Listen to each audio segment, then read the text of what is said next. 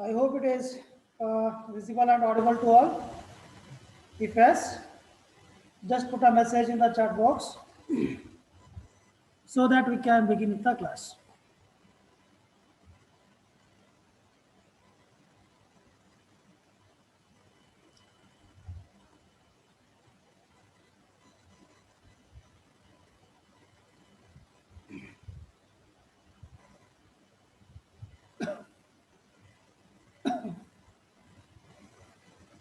Okay, fine. So now we will start with the class. So in the previous class, we have started with the module 4. In that, we have discussed up to two-terminal MOS structure, MOS FET, two-terminal MOS structure. So in that, we have discussed about the MOS capacitance of a JFET or MOS FET, and then we have discussed the fabrication of MOS FET. And the same thing is given also for your second IA also. So now, in today's class, we will start with the next topic, that is energy band diagram. And I hope you guys remember in energy band diagram, we use two bands. We call them as conduction band and the valency band. And I hope you guys remember that. So what is conduction band and what is valency band? Okay. So I'm just showing here right now. So this is what I hope you guys discussed and you guys learned in the previous subjects. We call this as conduction band. We call this as valency band, and this is called as this space. We call it as forbidden energy gap. Okay, or sometimes it is also called as Fermi level. So depends on the books which they have mentioned like this. So using this conduction band, okay, where the majority charge carriers either holes or electrons. So valency band, it takes place in the conduction when an external voltage is applied for this. At that time, this forbidden gap or Fermi level will reduce its distance and starts the flow of current between conduction and valency band. So this is about the energy band diagram introduction here. Now I'm going to use this concept in understanding how we are going to use the MOS structure. How we are going to use the MOS structure so that how it will capable of converting a p-type material. So we are doing here, we are converting a p-type material into an n-type material. So this will be achieved by using the concept of energy band diagram and MOS capacitor structure. Okay, so I will repeat the same thing. What we are going to do in energy band diagram. So in energy band diagram, first we will use the concept of this energy band. That is, it uses conduction band, valency band, and the forbidden energy gap, also called as Fermi layer. So it starts conducting when we applied a particular voltage to this conductor or to this energy band. So here, using this energy band diagram and the MOS capacitor structure, so which we have discussed in the previous class. So using MOS capacitor structure and the energy band diagram, we are capable of converting a p-type material into n-type or an n-type material into a p-type. So this is what we are going to discuss in this concept. Okay, so now we'll move on to that and we'll start discussing about energy band diagram. So now, so we will start with the syllabus. So here this is called as energy band diagram. So in this we are going to discuss two topics. One is energy band diagram of MOS capacitor using p-type semiconductor.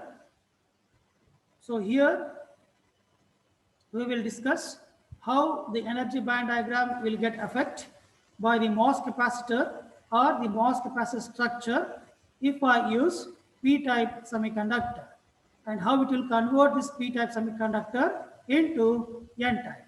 Similarly, in the second topic, So energy band diagram of MOS capacitor using N-type semiconductor. Here also we will discuss how it is capable of converting the N-type semiconductor into P-type.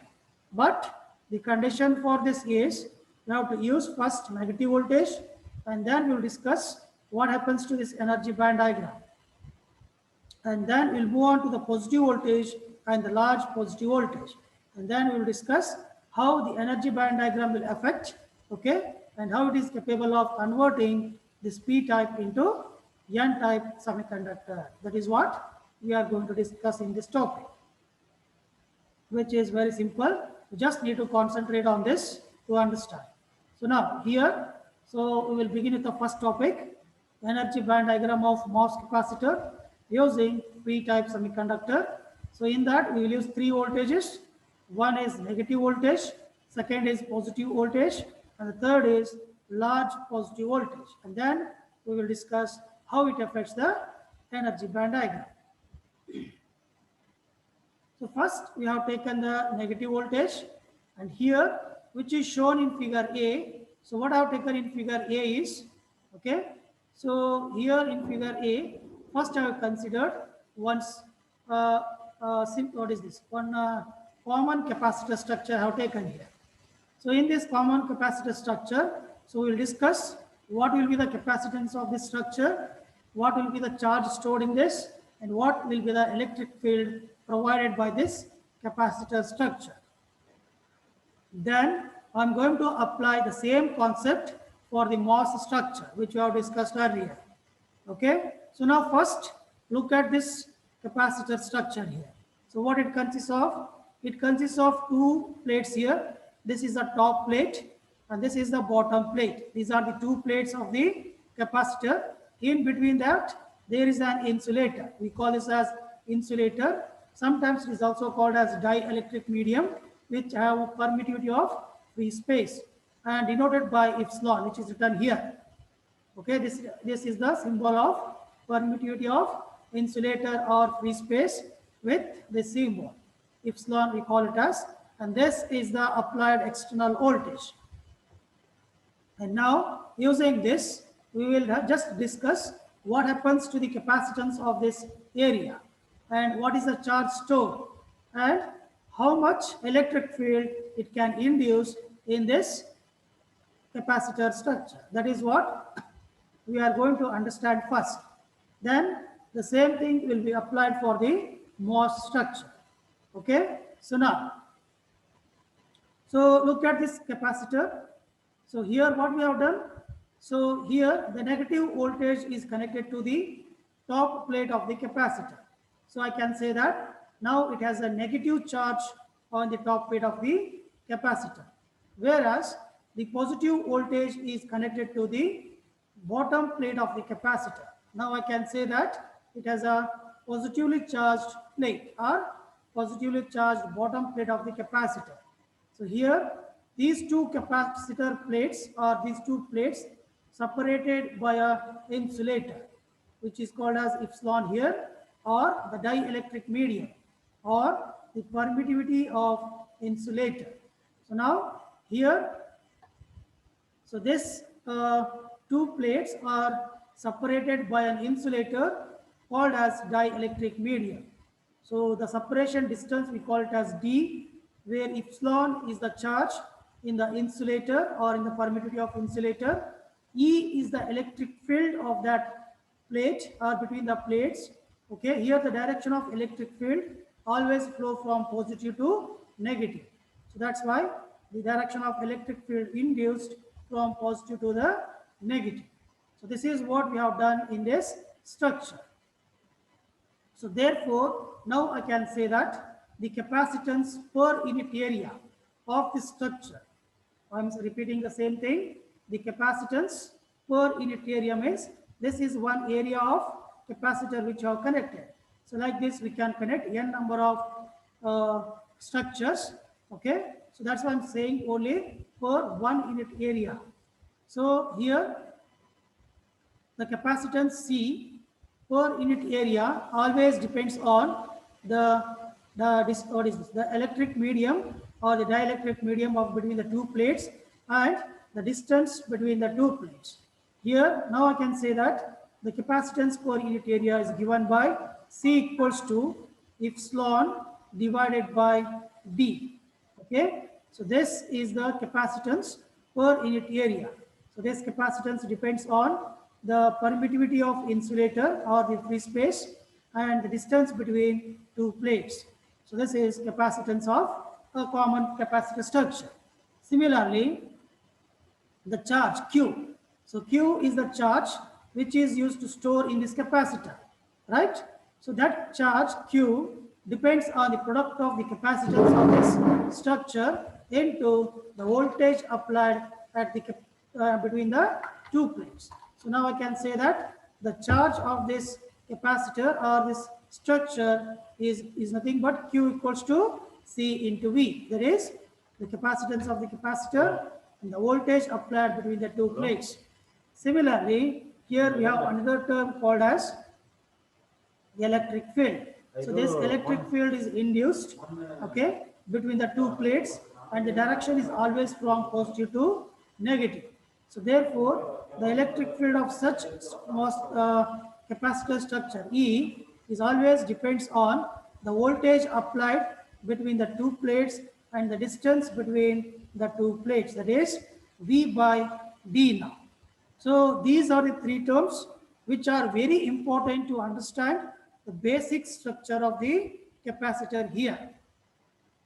Okay, now I am going to use this concept to understand the MOS structure of the capacitance of MOS FET. I hope you guys getting this. I'll just repeat the same thing here. So what we got? We got two parallel plates of the capacitor separated by one insulator called as dielectric medium, where there is a voltage V applied between the two plates. In that, the negative voltage is applied to the top plate, positive voltage is applied to the bottom plate. Therefore, top plate is negatively charged, bottom plate is positively charged. So where D is the distance between the two parallel plates, epsilon is the dielectric medium or permittivity of insulator, and E is the electric field induced between the two plates. And the direction of electric field is always from positive to negative. Okay, so now based on this, we have three terms to categorize. In that, the first is the capacitance per unit area, that is C of this structure, is epsilon by D, and the charge stored in the capacitor is Q, which depends on the capacitance of the capacitor and the voltage applied between the two plates. And E is the electric field induced between the two plates, which depends on the voltage applied between the plates and the distance between the two plates. So this is about the simple capacitor structure. Okay. So now I'm going to use this concept to understand the MOS structure of the given concept. Okay. Now I hope it is clear for everyone about the MOS structure. Sorry, about this capacitor structure. If it is yes, so you guys need to put a message in the chat box. If yes, put as. Otherwise, if you want to repeat, I will do the same thing, so that it is important to understand the next concept. Do it first.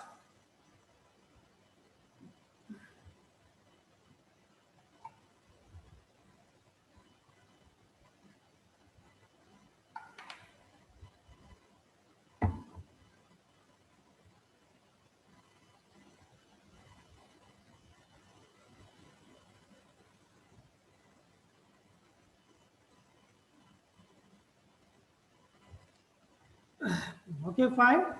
So everyone understood this. That's good.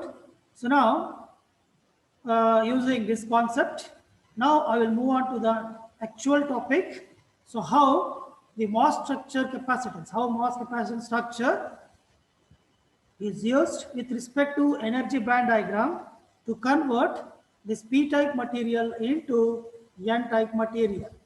Okay, so now we understood the energy band diagram, which has a conduction band and a valency band. In between that, there is a energy gap, that is we call it as Fermi level or energy Fermi level or forbidden energy gap. And then we have understood the general capacitor structure, okay, how it works. what is the charge, what is the capacitance, and how the electric field induced, and what are the parameters where the electric field depends upon. So now, here it is shown in this structure. I call it as MOS capacitor with negative voltage. It is shown in figure B. We call it as MOS capacitor with negative voltage. What I consist here? So it consists one P-type material here.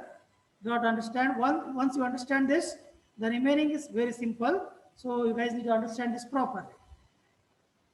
So now look at this, what it consists of. We have the topic called P-type material. That's why here the first thing which we have considered here is this is a P-type material. Okay, we call it as the foundation on which the device can be constructed. So this is the foundation here called as P-type. So in P-type, the majority charge carriers are holes. So apart from that, there is an oxide semiconductor layer. This is an oxide layer, okay, which is placed on the surface of, okay, P-type material. So this is the oxide layer, which is made up of silicon dioxide, which you already know in the fabrication process. So in that we have, okay, metal. This is the electric field which is induced between the plates, which I have discussed. We call this as the electric field, and this is the metal which is connected to the gate terminal of MOSFET or P-type material. Okay, so now, so these are the things which you have considered here in this MOS structure. So I will again repeat the same thing. This is P-type material. This is the oxide semiconductor interface or silicon dioxide layer, which is obtained by the oxidation process. And this is the electric field induced between the gate terminal. This is the gate terminal made up of metal. This is the P-type substrate made up of semiconductor. So here the electric field is induced between these two. So now you guys need to assume that this is top metal or the top plate of the capacitor, this one gate, and this is bottom plate of the capacitor. You have to compare this like this, and this acts as the remaining stuff acts as the dielectric medium, okay, between the two plates.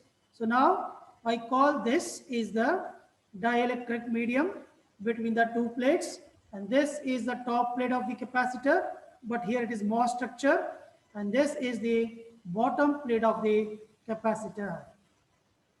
But here the top gate of or the top plate of this MOS structure is nothing but gate, or you can call it as metal gate, and here the bottom plate is nothing but the P-type substrate we can call. Between that we have one oxide semiconductor interface, that is nothing but oxide layer, SiO2 layer, and then due to the applied voltage, so here it can induce the electric field that is shown here.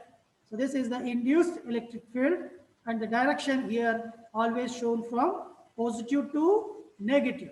So that's why it is shown in this direction, positive to negative, because the negative voltage of the applied or the external voltage is connected to the gate terminal, and the positive voltage is connected to the P-type substrate. So therefore you can say that here this gate is negatively potential and this substrate of P is positively potential. From this we can say that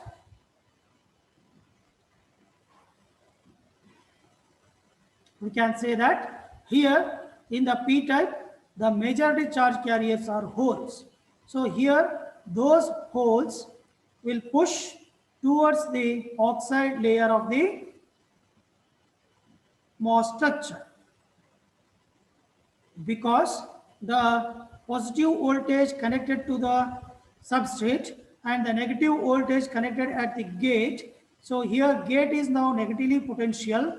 So this negative potential will attract the holes present in the P-type, okay, and places them on the oxide layer of semiconductor interface. Similarly, this positive potential also pushes the holes present in the surface across the substrate towards the oxide layer. So that is what happens if I connect a negative voltage to the p-type substrate. So now, so what happens when we do like this? So here we know that now the negative voltage, because of the negative voltage at the gate terminal, so which is shown in figure C here. So as shown in the figure C, okay, so this we call it as the accumulation layer of holes. So this accumulation layer of holes are occurred in the oxide semiconductor interface. This is because the negative potential of the gate and the positive potential at the p-type substrate. This accumulation of holes causes, now listen to this properly. This accumulation of holes causes the energy band diagram, so which has conduction band, valency band, and the forbidden energy gap. So accumulation of holes near the gate terminal will bend. What I'm using the word here is bend. So it will bend the valency band. Okay, it will bend the valency band towards the energy level. Okay, so once it bends the valency band towards the Fermi level, okay, due to the accumulation of holes in the oxide layer of semiconductor. So that I will show you here, so which is shown in this figure D. So what I'm showing right now, so now listen to this, I'm comparing this with this. So here, look at this, very simple. Wait a second.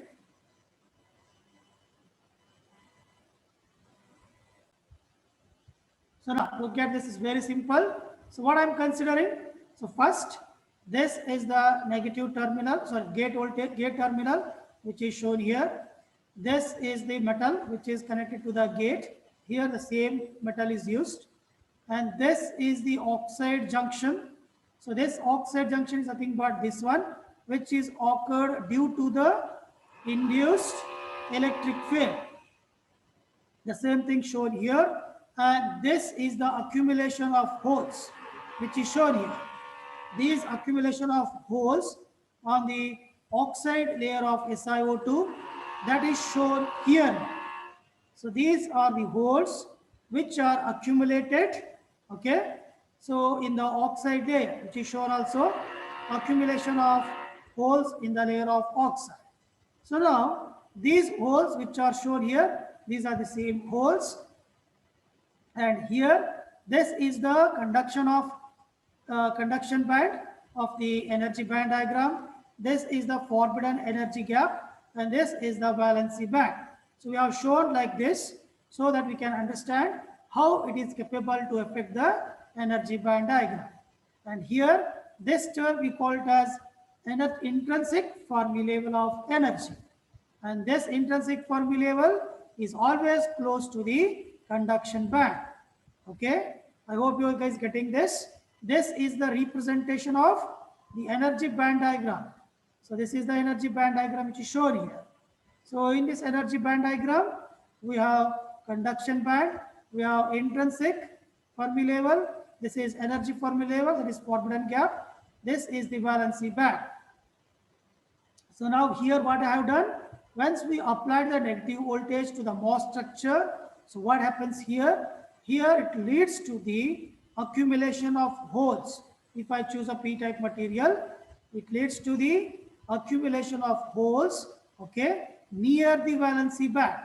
So when there is the accumulation of holes near the valency band, this valency band is now bended here. So this is called as bending. Actually, it should be like this. If I take a normal energy band diagram, so then this is the conduction band, this is the energy band, energy gap, and this is the valency band.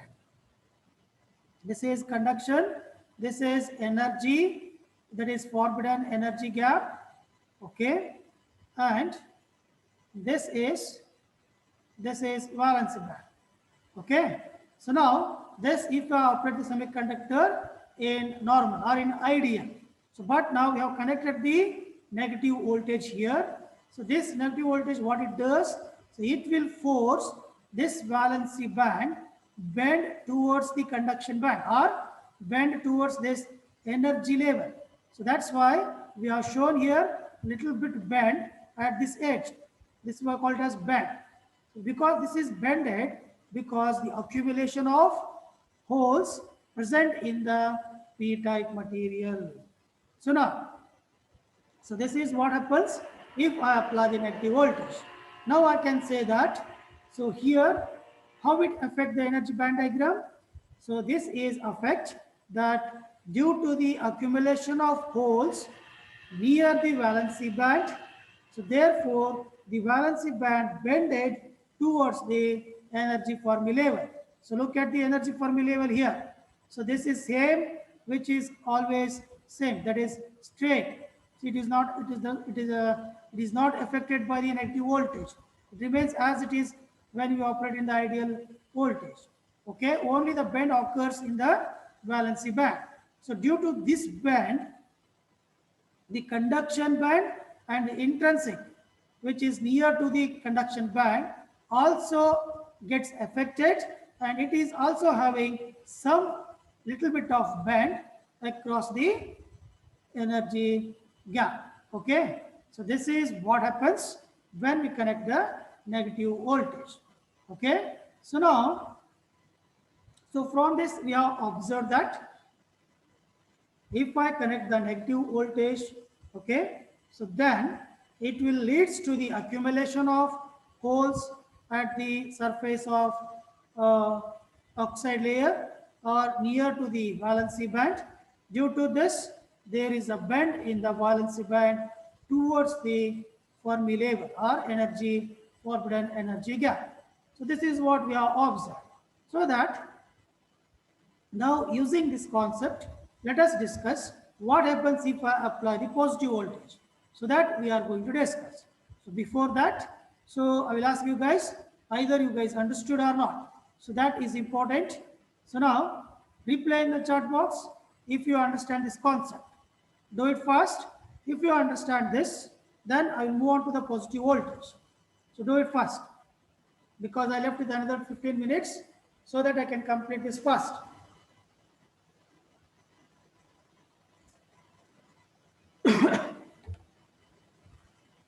So I'm expecting everyone to reply in the chat box.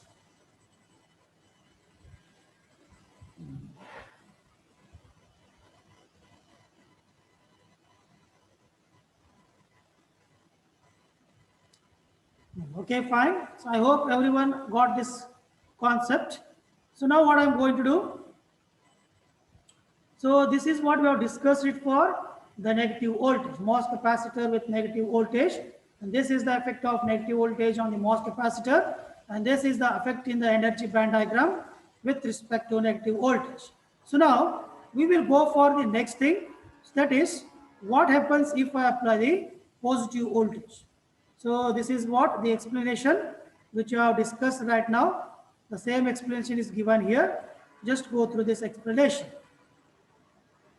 So now we'll move on to the next concept in this is the positive voltage.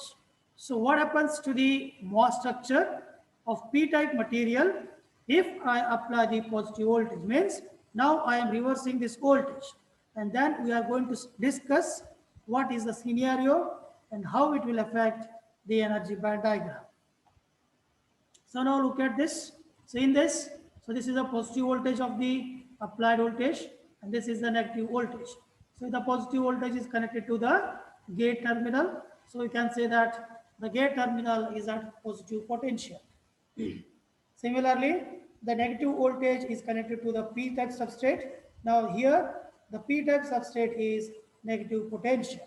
So from this, I can say that, so now the direction of this electric field, which is shown here, this is a induced electric field. Now the direction of electric field is exactly opposite now because the applied voltage is reversed. So this is the induced electric field moving from positive to negative, that is towards the substrate. And this is the oxide semiconductor interface. So now here So under this condition, now what happens to the holes? So when I apply the positive voltage to the gate terminal, so here whatever the positive charge carriers across the surface of this p-type will push towards the p-type substrate, that is bottom here. So at this, when they push here, so all the positive holes or the positive charge carriers across this region are pushed towards to the bottom of the substrate and creates one layer. And I call this as induced space charge region. So what I'm going to call, I call it as induced space charge region. So it creates here one region. So because this positive potential of the gate terminal, this positive potential of the gate terminal pushes all the holes towards the substrate. Due to this, here it creates one induced space charge region. So we call it as inverse layer also. Inverse because we need a hole here, but we got negatively charged electrons will be placed because of the positive gate potential. So that is what is going to shown in the figure B, which is shown here. So what we showed here, this is a figure B, where this is a positive gate potential, and this is the electric field which is induced between the gate and the substrate. And now this is the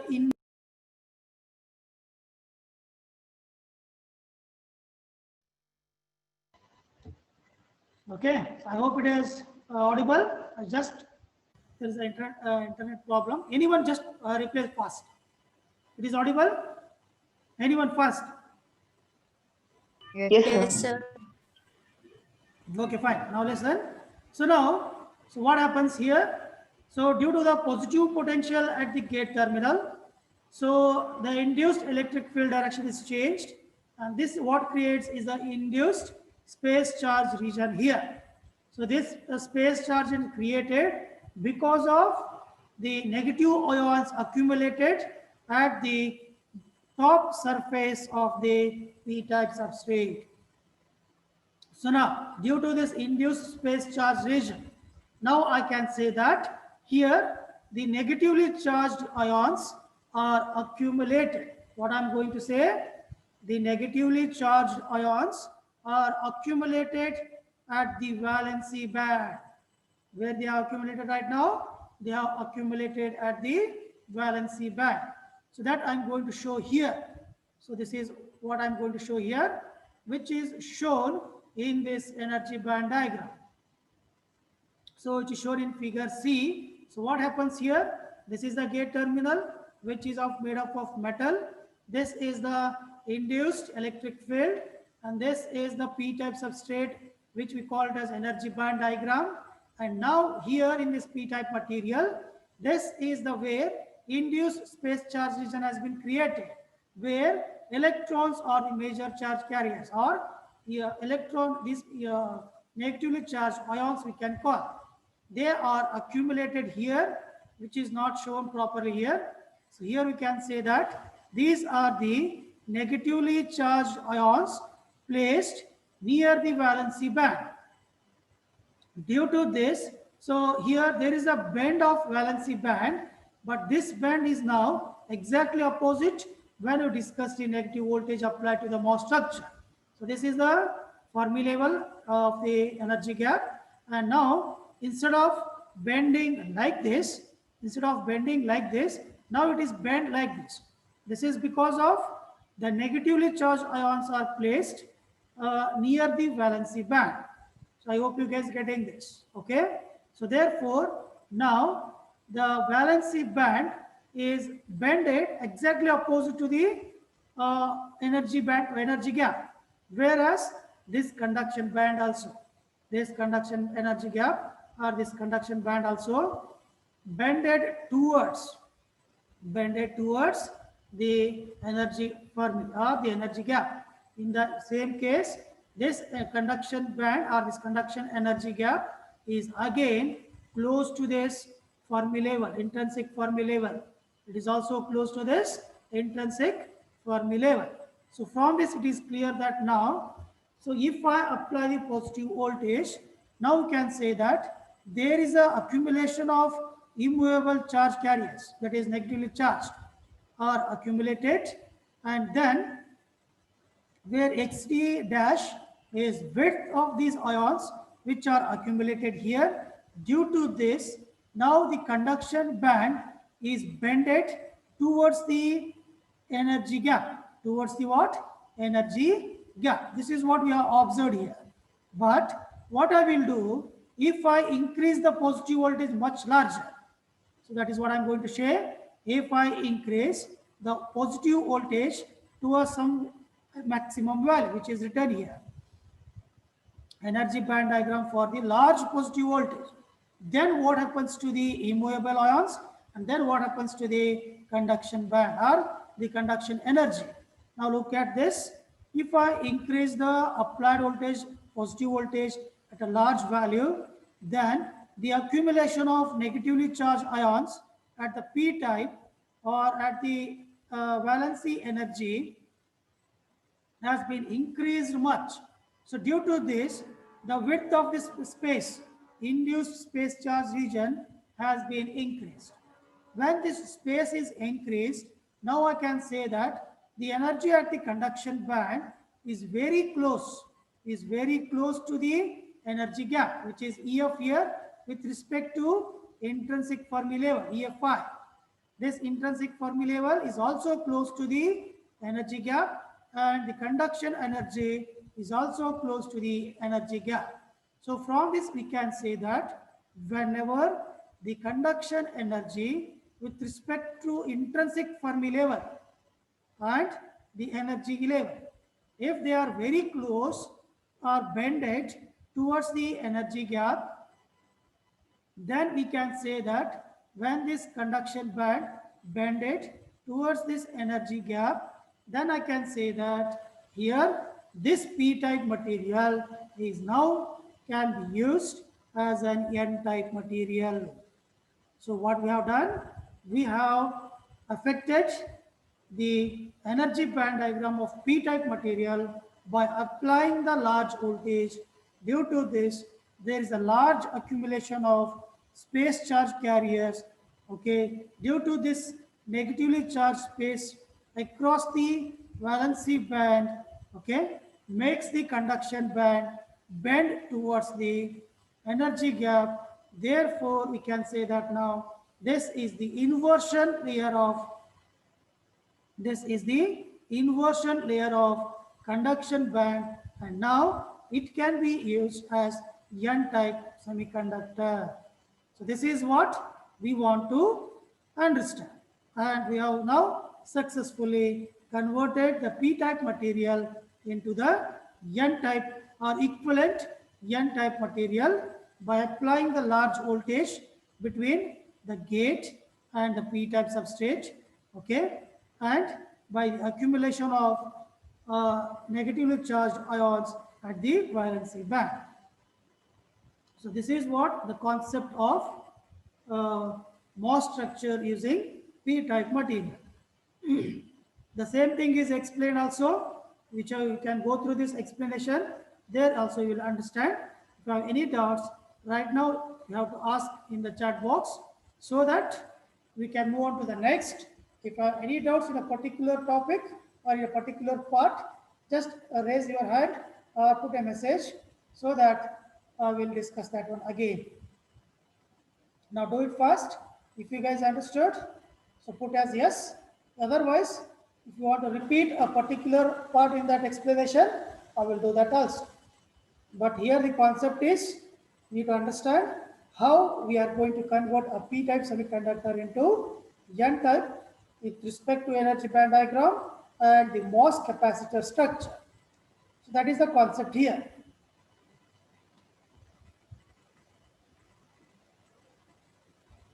Okay, fine. So everyone, I hope understood. So this is about what I can say. P-type semiconductor using negative charge, negative voltage, then energy band diagram of MOS capacitor using p-type semiconductor for negative voltage, positive voltage, and then large positive voltage.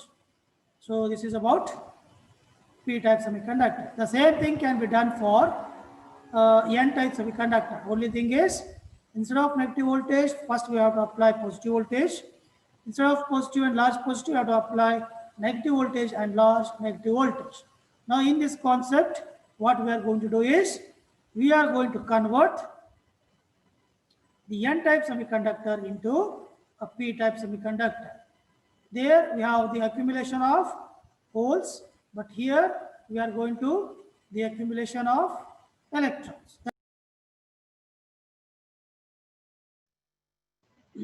Okay, so now, so this is the concept here.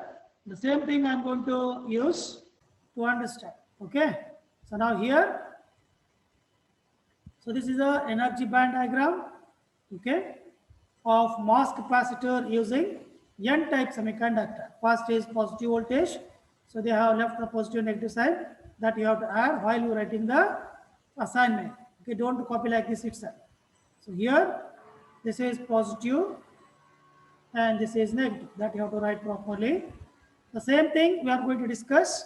Only the change is, instead of positive we have negative, instead of negative we have positive. Now first is the electric field direction. When you compare the negative voltage of p-type semiconductor, it is in opposite direction because it moves from positive to negative. So here this is the n-type semiconductor. So therefore the majority charge carriers here electrons. Okay, the same concept will be explained here also.